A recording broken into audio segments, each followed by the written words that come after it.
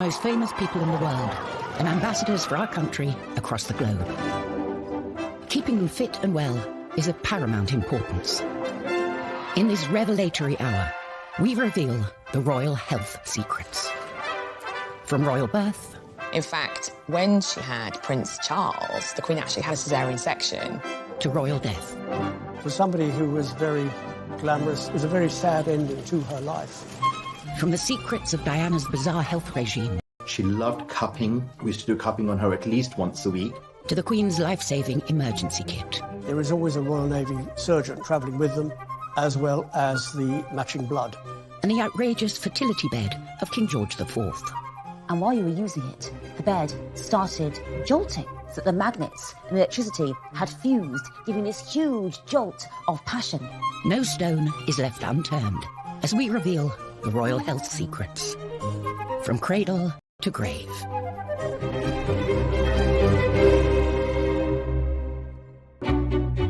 The royal family lead lives of jaw-dropping luxury and glamour in return for carrying out their duties.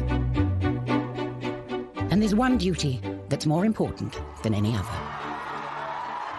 It can certainly be argued that the most important role of the royal family is to keep the royal family going. That means producing heirs and making sure that they produce heirs.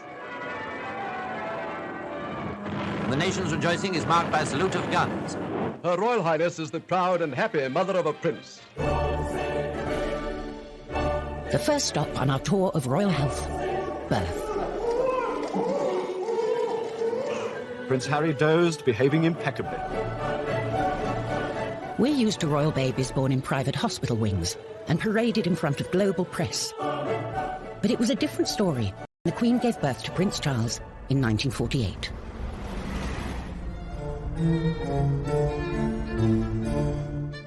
Back then, all royals opted for home or palace births.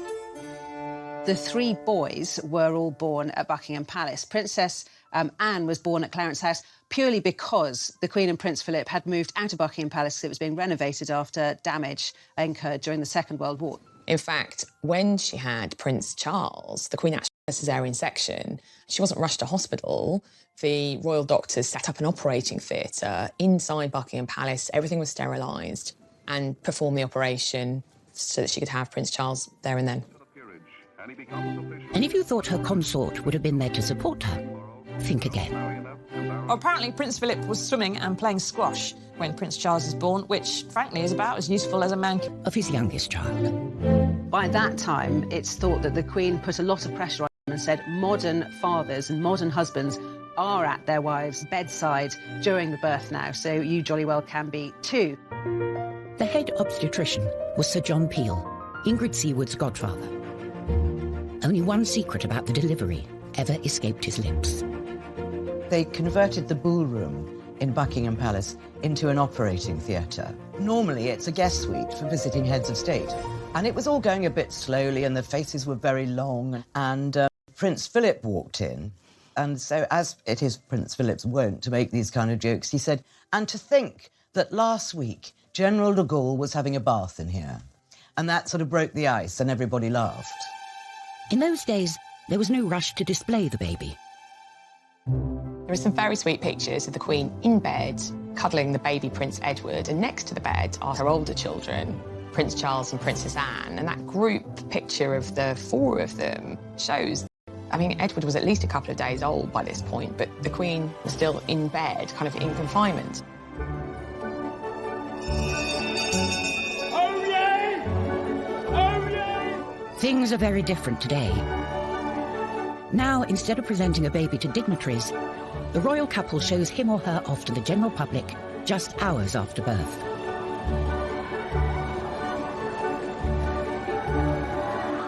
And this is where it usually happens. The Lindo, a private wing of an NHS hospital close to Kensington Palace.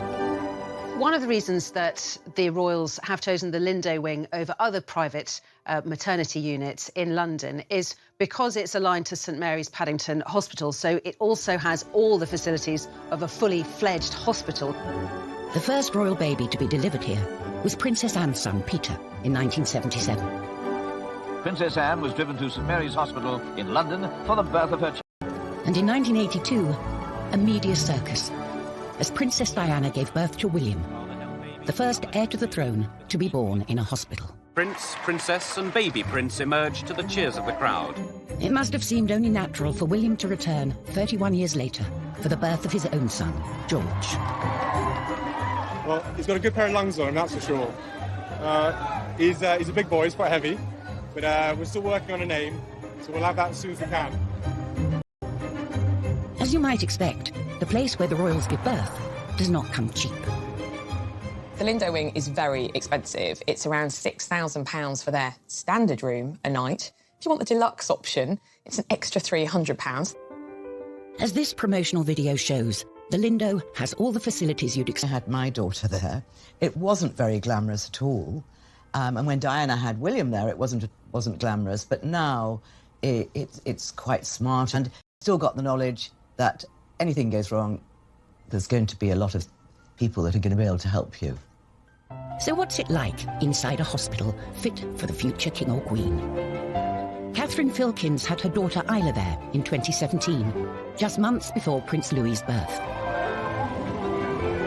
It did feel a little bit like you were staying in a hotel in terms of they had really nice toiletries that they provided for you in the bathrooms, and you had, you know, a room with your own ensuite bathroom and your own private room. They had selection menus that you could choose lots of delicious gourmet-style food each day. They had the afternoon tea options. You could have wine and champagne if you decided. I didn't do that, but if you wanted to or your partner wanted to, they could partake in that.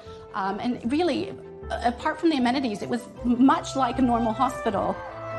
Neither, it turns out, did Prince William at the birth of Prince George.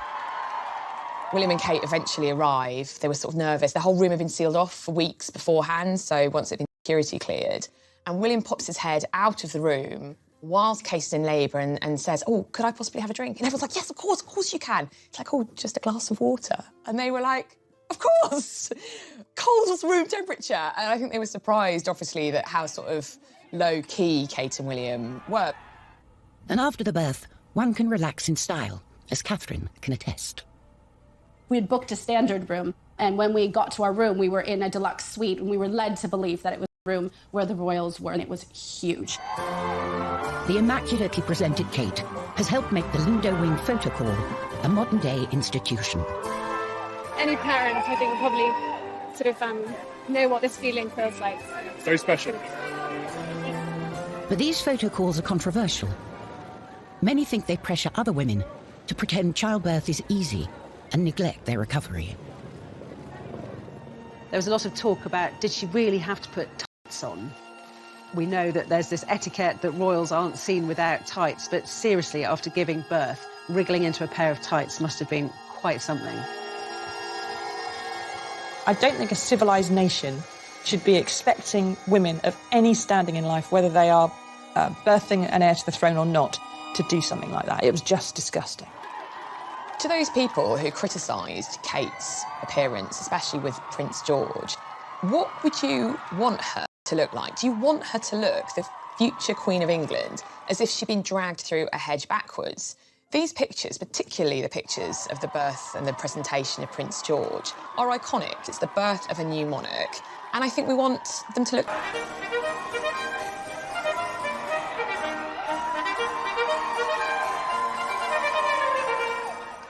Coming up, the secrets of George IV's outrageous fertility bed. The bed started jolting, so that the magnets and electricity had fused, giving this huge jolt of passion. And how the Queen's health is protected wherever she goes. There is always a Royal Navy surgeon travelling with them, as well as the matching blood. The modern royals seem to have no problems in the fertility department. However, back in 1779, King George IV sought some help from an upmarket fertility aid, the Celestial Bed. In 1781, James Graham, a sex doctor, a quack, a health doctor, he opened the Temple of Hymen in the Strand, and he sold time on the celestial electrical throne, he sold electrical pills, electrical cream, and he also sold a night on the celestial electrical bed for the huge sum of £50. That's over £4,300 in today's money to enhance your reproductive health. You got on the bed, and these servants were dancing around it, playing on their harps, glamour girls. And while you were using it, the bed started jolting, so that the magnets and electricity had fused, giving this huge jolt of passion. Now, this was supposed to be for fertility and to create a child. And I'm afraid to say that lots of people used it just to have fun, including the future George IV, the Prince of Wales, who apparently went on there with his mistresses for a wild time. From fertility to vitality. Far from the quack doctors behind George's celestial bed, the modern royals have constant medical attention of the highest quality, and doctors at their beck and call. The medical care that the Queen receives is different from ours. She has the best doctors in the land, and she doesn't just have one doctor. There'll be three who to consider her problems and come to an agreement about how best to treat it, whatever it might be. The royal doctors accompany the Queen wherever she goes. When the Queen travels, there is always a Royal Navy surgeon travelling with them, a defibrillator, as well as the matching blood. With some of the places they go to, there's never any guarantee that there is going to be the right blood, and they prefer to carry their own. But the Queen's constitution isn't just down to her doctors. Her active and outdoorsy lifestyle has played a part. Isn't the Queen amazing? 93, still incredibly as fit as a fiddle, and on her feet for hours. A fiery stallion. She rides these fell ponies who are very broad and very comfortable, a little bit armchair, because she injured her knee, and of course she says she's a fair weather rider now, but you can't blame her for that. Many of us without the Queen's willpower need a little help to get fit. That's where personal trainer Nadia Fairweather comes in. In 2009, Princess Beatrice called in Nadia to take a 360-degree look at her diet and exercise. Beatrice came to me because she had some unfortunate photos taken of her on the beach when she was a teenager, and they were quite unflattering, and they made her feel really badly about herself. I think the pressure on the princesses is really hard because they're in the public eye all of the time. You can never have an off day. The royal can face different barriers to staying fit than we do. Firstly, there's those huge banquets that Beatrice would have to attend. Our little trick was that she would eat before she left, so she had a full stomach before she arrived so that she wasn't eating everything on offer when she got there. Then there's the paparazzi and the public. Beatrice and I used to train really early in the morning to avoid people recognize her, and they would often interrupt our session. They'd get right in her face, not even ask, they'd just take a photograph of her. Someone who doesn't need help to motivate herself is the Duchess of Sussex. With Meghan, the royal family has gained a real fitness fanatic. We all know that Meghan, the Duchess of Sussex, is a yoga aficionado. Her mother is a yoga instructor, so she's been doing it all her life, and we know has even introduced Harry to the delights of yoga and has been getting him to do an early morning yoga session. She likes doing it in the dark, with hip-hop blaring, maybe a few candles. Meanwhile, Meghan's husband, Prince Harry, is a member of the swanky Kicks gym in Chelsea. Kicks Gym, KX Chelsea, is so exclusive. It's £600 a month. Yes, it does have gym equipment in there, but it also has, you know, a restaurant, it has a spa. Prince Philip, on the other hand, has followed a more no-thrills approach. When he was first married to Princess Elizabeth, he used to put on sweaters and run around the garden until he got a real sweater. The Queen thought he was mad. His tailor says that he's never actually had to take out any of his clothes. He still fits into all the uniforms he's had his entire life, which for a man pushing 100 is extremely impressive. The answer for everyone should be keep fit and stay alive. The secret to Philip's success is the 5 Basic Exercises programme, or 5BX, an 11-minute routine developed for the Royal Canadian Air Force. The advantage of the 5BX is that you don't need any equipment, it doesn't take up a lot of space or a lot of time. All the major muscles in the body have been used, so you see that it is balanced. For some royals, keeping fit and healthy isn't enough. They like to take matters into their own hands, using alternative therapies to treat themselves. The royal family for many, many generations have been fascinated by homeopathy, by alternative therapies, by the occult. Prince Charles is a passionate advocate of homeopathy, and in 2019, controversially, became patron of the Faculty of Homeopathy. He's absolutely devoted to it, and it's one of the weaknesses that people see in his critical thinking. Homeopathy is based on the principle that a substance that causes a symptom can also cure that symptom. Britain's most senior doctor, Dame Sally Davis, said she was perpetually surprised homeopathy was provided on the NHS and branded it as rubbish. In 2017, NHS England stated that no GP or prescriber should be providing it at all. However, the British Homeopathic Association maintains that a growing body of published research in good quality peer-reviewed journals shows that homeopathy has a positive effect. Prince Charles should be using his absolutely huge profile and platform to be promoting something that has evidence behind it, something that is going to actually help genuinely his nation. Famously, the biggest advocate of alternative therapies in the royal family was Princess Diana. Dr. Lily Howyu is an acupuncturist who treated Diana for stress and anxiety from 1996 until her death. She come 1 week, at least about 6 months.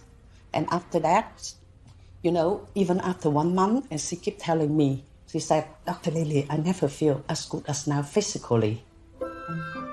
Acupuncture really can help her to calm her down, to give her more energy.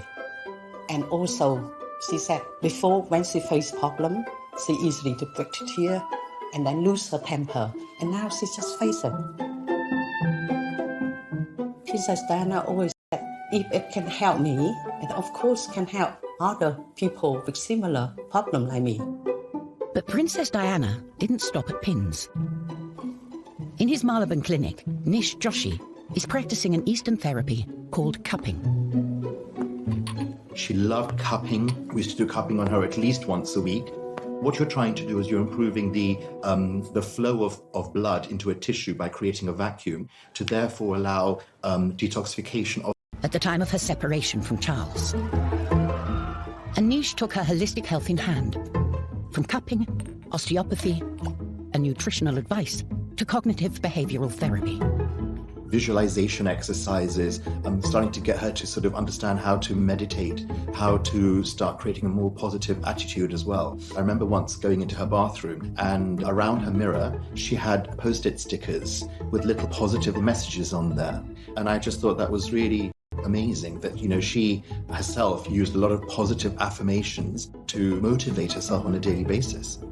Nish's relationship with Diana was more than that between most therapists and patients. I mean, sometimes on a Sunday, she would just come over and we would just cook lunch together and just flop and, you know, watch TV, and it was fun. While many people thought Diana pursued fads, Nish thinks she was simply ahead of her time. Diana was really a sort of a trendsetter. She was exploring more natural approaches to her own well-being. Alternative therapies weren't just for modern royals. From Henry VIII's gammy leg to Queen Anne after she had a fit, bloodletting was a favourite medical treatment for 2,000 years. Royalty would be bled at home, but the public might come here, the Old Thomas Hospital, London, now a museum. Bloodletting was used for pretty much everything, from acne, cholera, cancer, smallpox, tuberculosis, herpes, insanity, the plague. Bloodletting was also used for kind of severe hemorrhaging, so maybe everything from a nosebleed to extreme menstruation. And in childbirth and before surgery, people would be often bled to reduce inflammation. For much of history, leeches were the method of choice to get rid of all the bad blood, royal or otherwise. This leech is a European medicinal leech. It has 3 jaws in a shape of a Y, and each jaw is about 125 teeth in each jaw. And it actually saws its way in as opposed to a very sharp bite. Carl picks a leech similar to ones which have been used for centuries on the likes of Henry VIII and George III. This little leech will probably take on between 1 and 3 mils of blood. You can actually just feel the jaws working a little bit, and then when it drops off, the anticoagulant will carry on working for the 10 hours, and so it'll just slowly keep dripping blood. Carl is lucky the leech is just on his leg. Rumours abound of sexually transmitted infections running rife in royal circles. There's also a case of a gentleman coming into this hospital with gonorrhea. One of the consequences was that it caused one of his testicles, they don't say which one, to swell up to the size of a tennis ball.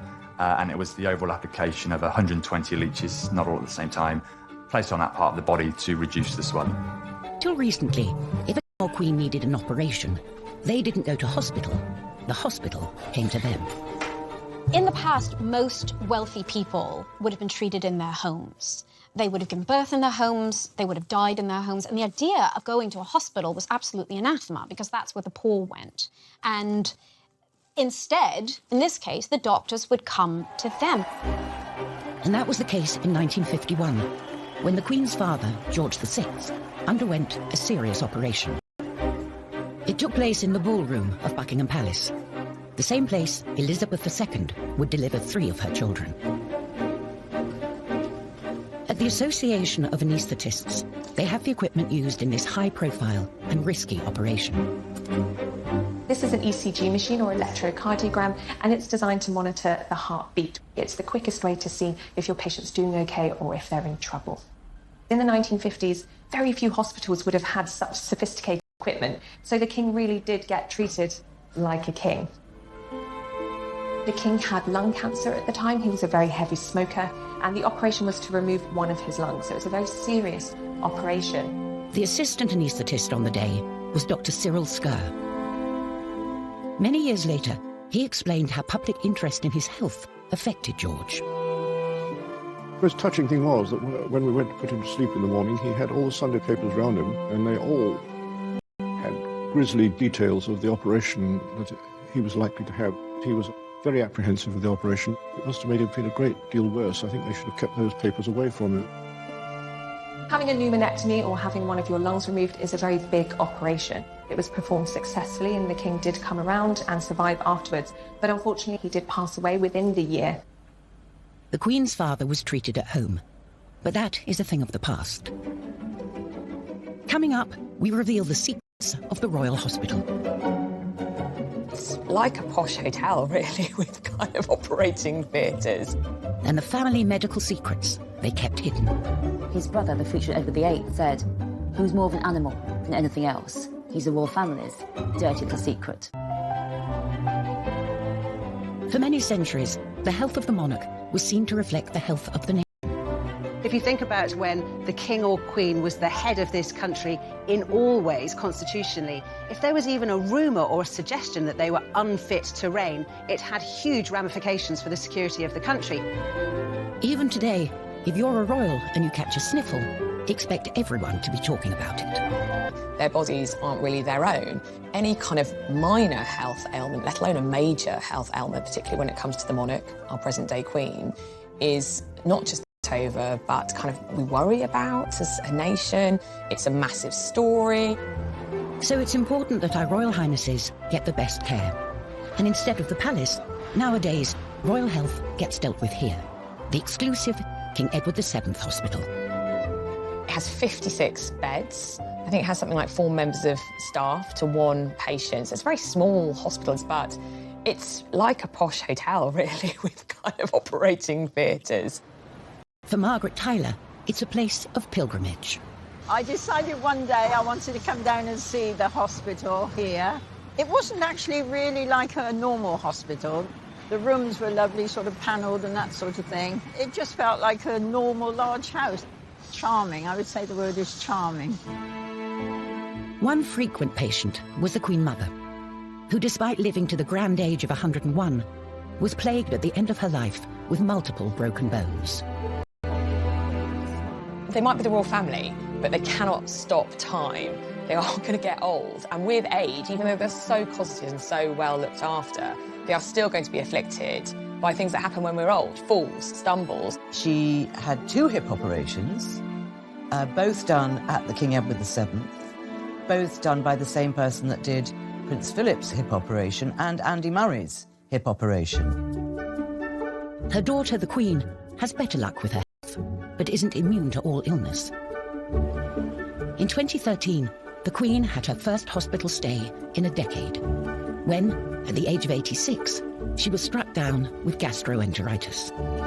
Gastroenteritis is mainly vomiting and diarrhea. You can also get other symptoms like stomach cramps, fevers, muscle aches, loss of appetite. For most people, it goes away in a few days without any treatment, but in the elderly, it can be severe and it can be bad enough to get them hospitalised. When the Queen was hospitalised in 2013, it did cause a big shock because she's so famous for being in good health and not giving in to anything, and certainly not cancelling any trips. She had to cancel not only some domestic trips, but a trip to Rome in Italy as well. That the Queen is so rarely ill and that she recovers so quickly, to me, is testament to her baseline health. It's so impressive that she just bounces back as well as she does.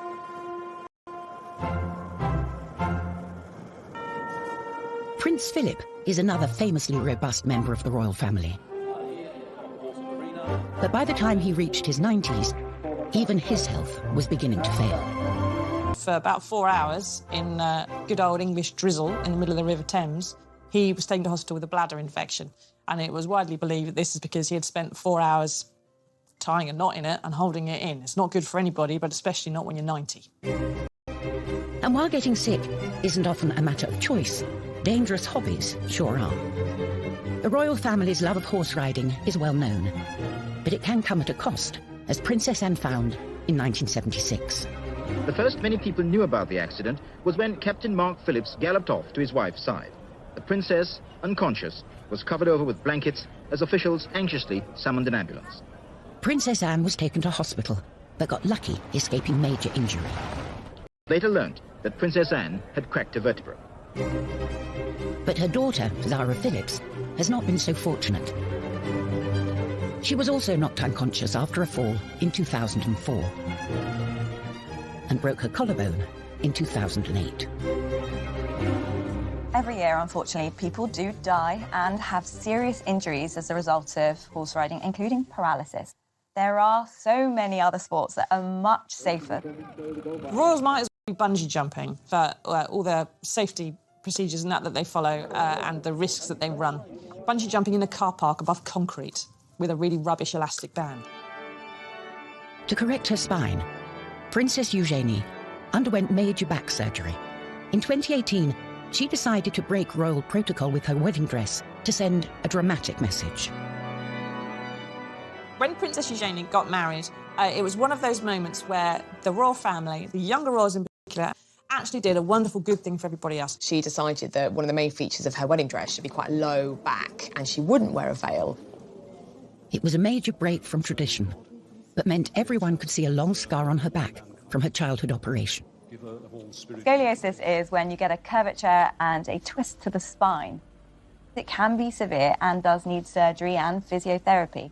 In Princess Eugenie's case, she had 2 metal rods, one either side of her spine, put in and fixed in place with screws.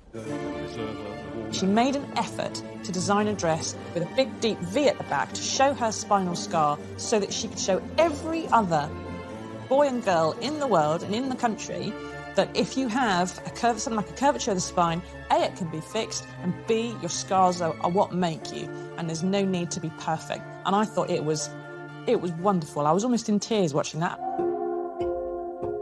Eugenie proudly showed her scars off to the world. But back in 1902, the royal family were busy hiding away what they saw as a medical embarrassment. That he wasn't developing as fast as the children, he wasn't learning as fast, he had epileptic fits, he may have had autism.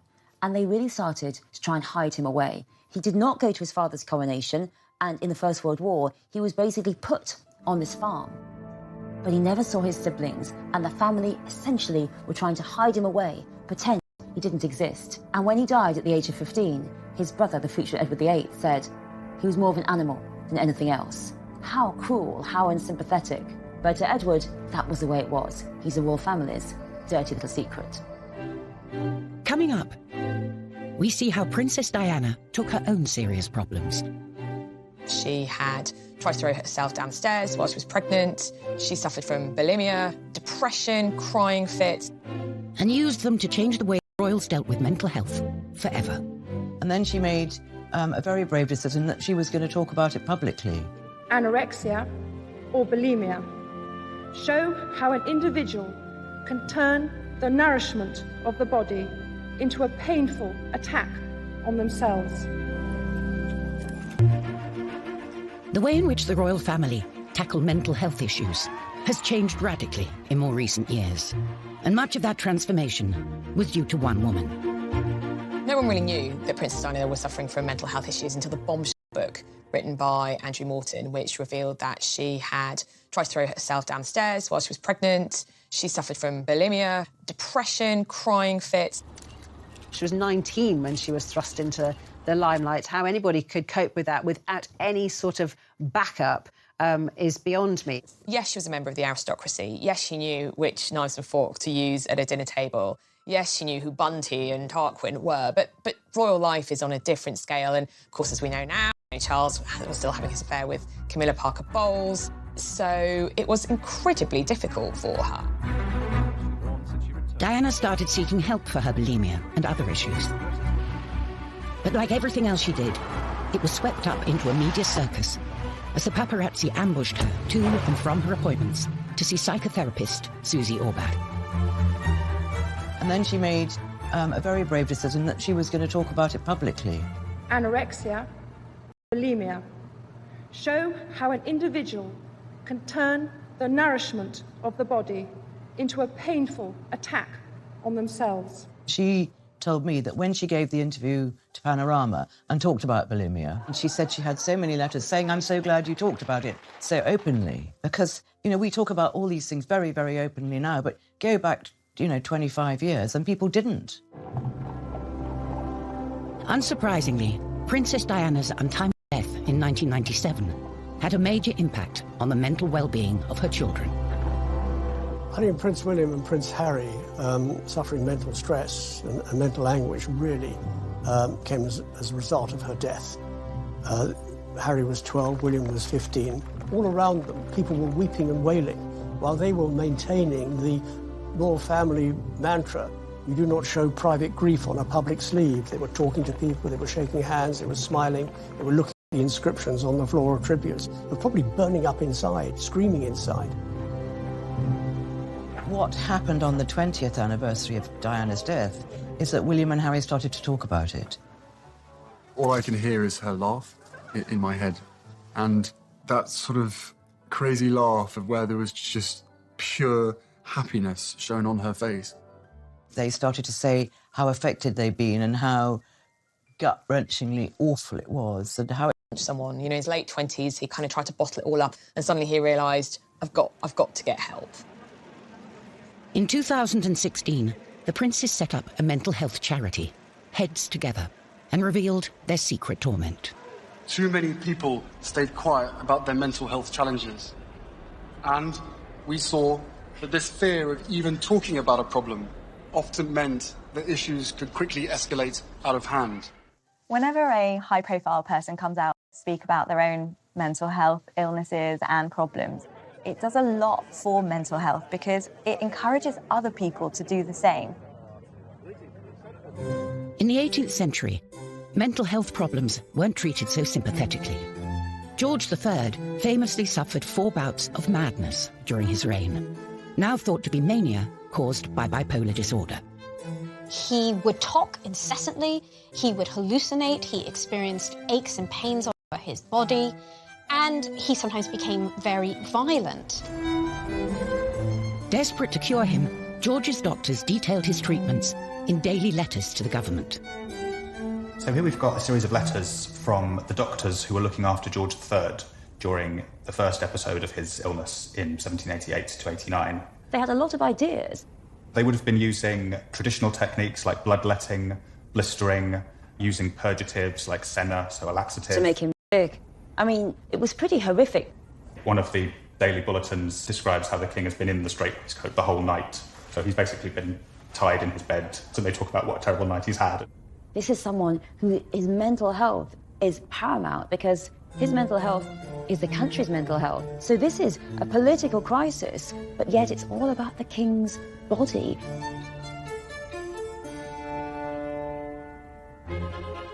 Another long-lived monarch who probably suffered from mental health issues was Queen Victoria.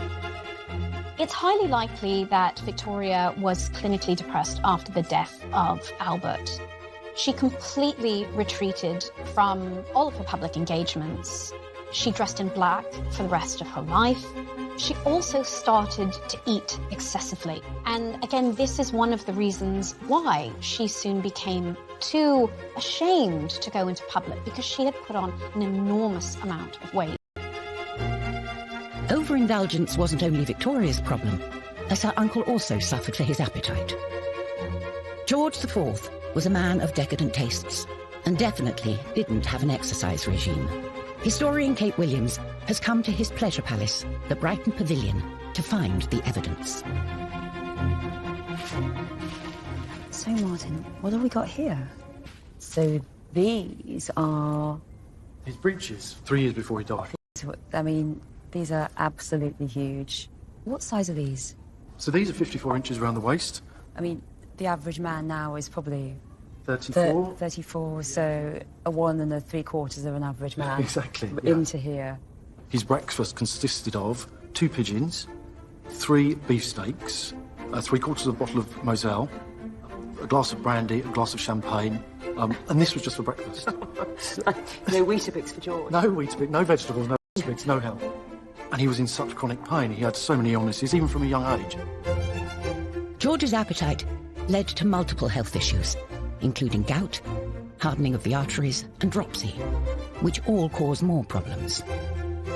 The gout led to cataracts, meaning he was practically blind by the end of his life, and his hands got so full of liquid, he was unable to hold even a pen.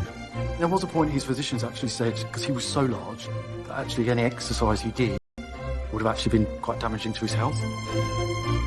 By the end of his life, he had to sleep sitting up to avoid being suffocated by his own weight, while doctors regularly tapped his abdomen to drain excess fluid.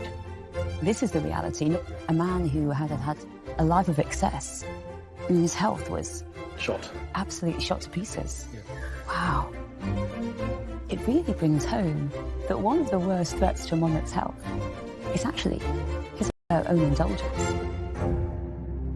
But George IV wasn't the only royal who fell foul of their decadent lifestyle.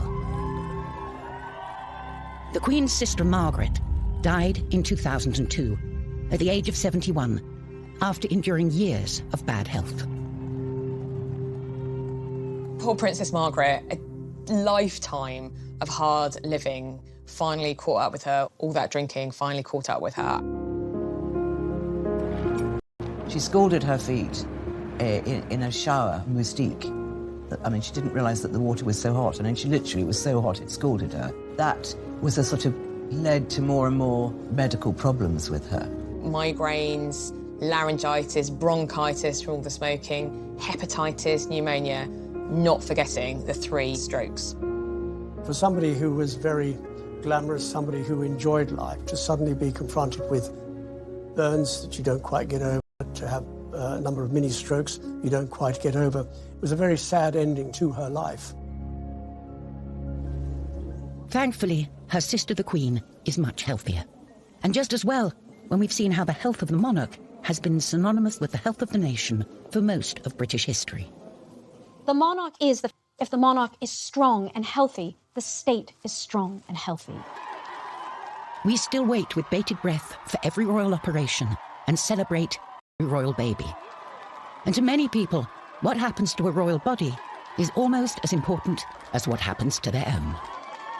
It's always that kind of dichotomy. They're like us, but they're not like us. They live in palaces and drive around in carriages and have every kind of luxury that life could ever throw at them. But on the other hand, they are just like us because they still need hip replacements, have knee trouble, they break wrists, and so it kind of shows that they are just still like us. We have a very strange psychological connection to the royal family, as though they are our own family in some way. And so when their health suffers, we really care and we really are interested in it. Many people do look up to the royal family and they want them to be more beautiful than us, better dressed than us, sparklier jewels than us, and have better health than us. Now, instead of presenting a baby to dignitaries, the royal couple shows him or her off to the general public just hours after birth.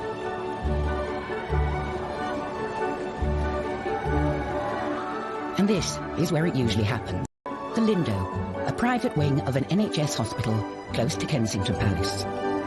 One of the reasons that the royals have chosen the Lindo wing over other private maternity units in London is because it's aligned to St Mary's Paddington Hospital, so it also has all the facilities of a fully fledged hospital. The first royal baby to be delivered here was Princess Anne's son, Peter, in 1977. Princess Anne was driven to St Mary's Hospital in London for the birth of her child. And in 1982, a media circus, as Princess Diana gave birth to William, the first heir to the throne to be born in a hospital. Prince, Princess and baby Prince emerged to the cheers of the crowd. It must have seemed only natural for William to return 31 years later for the birth of his own son, George. Well, he's got a good pair of lungs on him, that's for sure. He's a big boy, he's quite heavy, but we're still working on a name, so we'll have that as soon as we can. As you might expect, the place where the royals give birth does not come cheap. The Lindo wing is very expensive. It's around £6,000 for their standard room a night. If you want the deluxe option, it's an extra £300. As this promotional video shows, the Lindo has all the facilities you'd expect. I had my daughter there. It wasn't very glamorous at all. And when Diana had William there, it wasn't glamorous. But now it's quite smart, and still got the knowledge that anything goes wrong, there's going to be a lot of people that are going to be able to help you. So what's it like inside a hospital fit for the future king or queen? Catherine Filkins had her daughter Isla there in 2017, just months before Prince Louis's birth. It did feel a little bit like you were staying in a hotel in terms of they had really nice toiletries that they provided for you in the bathrooms, and you had, a room with your own ensuite bathroom and your own private room. They had selection menus that you could choose lots of delicious gourmet-style food each day. They had the afternoon tea options. You could have wine and champagne if you decided. I didn't do that, but if you wanted to or your partner wanted to, they could partake in that. And really, apart from the amenities, it was much like a normal hospital. Neither, it turns out, did Prince William at the birth of Prince George. William and Kate eventually arrive. They were sort of nervous. The whole room had been sealed off for weeks beforehand, so once it had been security cleared. And William pops his head out of the room whilst Kate is in labour and says, "Oh, could I possibly have a drink?" And everyone's like, "Yes, of course you can." It's like, "Oh, just a glass of water." And they were like, "Of course!" Cold room temperature. And I think they were surprised, obviously, that how sort of low-key Kate and William were. And after the birth, one can relax in style, as Catherine can attest. We had booked a standard room, and when we got to our room, we were in a deluxe suite, and we were led to believe that it was the room where the royals were, and it was huge. The immaculately presented Kate has helped make the Lindo Wing Photo Call a modern-day institution. Any parent, I think, probably sort of know what this feeling feels like. It's very special. But these photo calls are controversial. Many think they pressure other women to pretend childbirth is easy and neglect their recovery. There was a lot of talk about, did she really have to put tights on? We know that there's this etiquette that royals aren't seen without tights, but seriously, after giving birth, wriggling into a pair of tights must have been quite something. I don't think a civilised nation should be expecting women of any standing in life, whether they are birthing an heir to the throne or not, to do something like that. It was just disgusting. To those people who criticised Kate's appearance, especially with Prince George, what would you want her to look like? Do you want her to look, the future Queen of England, as if she'd been dragged through a hedge backwards? These pictures, particularly the pictures of the birth and the presentation of Prince George, are iconic. It's the birth of a new monarch, and I think we want them to look...